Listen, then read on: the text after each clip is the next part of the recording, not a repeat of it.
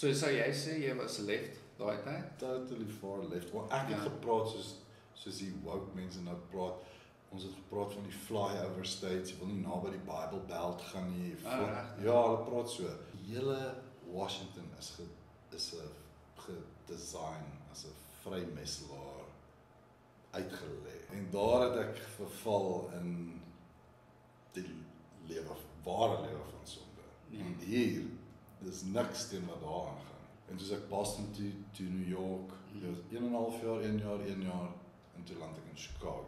Okay. Vir 12 jaar. 12 jaar. Ja, en al die Duitsers wat die Tweede Wêreldoorlog ontsnap het, tussen die Eerste en Tweede Wêreldoorlog ek dink selfs al voor die Eerste Wêreldoorlog, het Chicago toe gemigreer, want die Chicago het afgebrand, helemaal afgebrand. En ek het gesien hoe Amerika se kultuur van toe ek aangekom met George Bush, na waar dit was toe ek al weg is in 2020.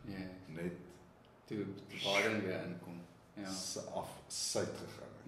En dis nie net die kultuur nie. Ek het dit begin agterkom hier by die laaste paar jaar toe Black Lives Matter begin uit. Okay, En eers as ek daar in die straat met Black Lives Matter. Ek was by die March of Lives teen gun rights. Daar was 1 miljoen mense. So jy het party? Ja, ek was helemaal... Maar dis great, want dit kom nie nou van 'n outsider regtig af nie. Dit kom van iemand af wat in dit was en deel was van dit, en dit is soveel meer valuable vir my. Die visions in Amerika is baie visible, baie wat vir my die punt wat ek wil maak is hierdie areas is ook super woke.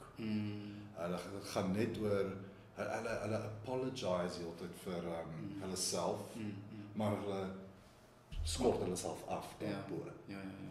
So dat dieselfde narratief daar is wat hier aangaan.